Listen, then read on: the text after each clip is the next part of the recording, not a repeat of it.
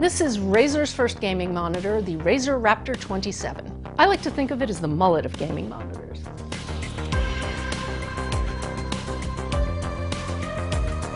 So what do I mean by mullet?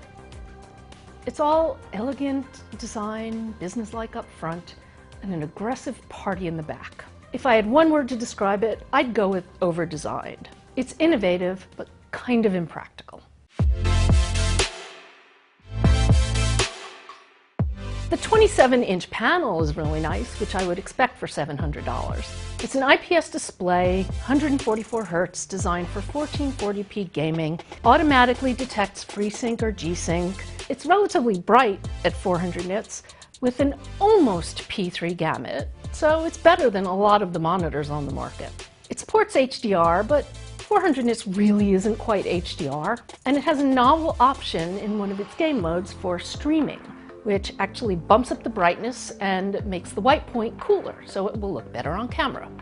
One of the specs is it's got a 1 millisecond pixel response time, but that's really in motion blur reduction mode, where it makes the screen really, really dim, and it also does the doubling thing, which is really annoying. But all of that really takes a backseat to the design, which is an interesting translation of Razer's black slab aesthetic that it has for its laptops. Another nice touch is the gray fabric on the back of the monitor rather than flashing colors, which make it a little more businesslike as well.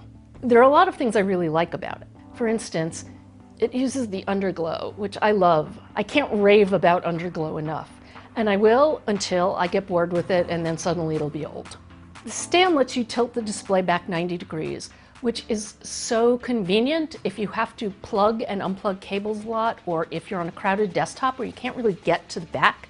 That's a touch that a lot of manufacturers just don't think of. And the other thing is, even though the monitor can't swivel back and forth, the stand easily moves left and right on the desktop. You just can't push it horizontally or vertically, which is actually nice. So what don't I like? I find the cabling kind of nuts. It uses flat, bright green cables with right-angle connectors that feed through individual channels down the back of the base. That's really impractical. What happens if something goes wrong with one of the cables? You either have to buy a matching one from Razer, or you have to get a third-party cable, because they do make those, but it'll be a different color and it won't match the rest of them, which kind of defeats the purpose of having all of that matching green. Also, the cables don't glide easily through those channels, which means it's kind of hard to get them all pretty and nice the way Razer has them. So if you're lazy like me, you leave them sticking out, which, as you can tell, isn't very pretty. In the box, you get a DisplayPort, HDMI, USB-C, and USB-A extender cables, but there's no DisplayPort to mini DisplayPort, which means that if you want G-Sync compatibility, you can't connect it to a Razer laptop, which requires the mini DisplayPort. Or they don't match. And frankly, they look like they should glow in the dark, but they don't, and I really want them to. The other thing is, all of those individual channels mean that the base has to be really big.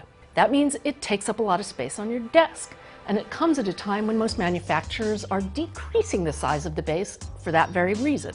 And I've already noticed a ding in the base, which I can't unsee. I like that you can lower the monitor pretty far down close to the desk, which is something that you don't see on other monitors except for maybe the Samsung Space monitor. However, you can't raise it very high.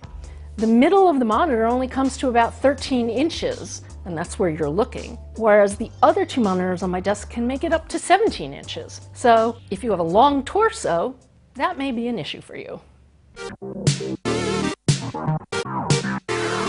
So it's a great monitor, and I don't really want to discourage people from buying it. But if you're a set it and forget it type person, where you just plug everything in and you like to look at it and you're not going to touch it and you work in an empty workspace, etc., it's a great monitor for 1440p gaming.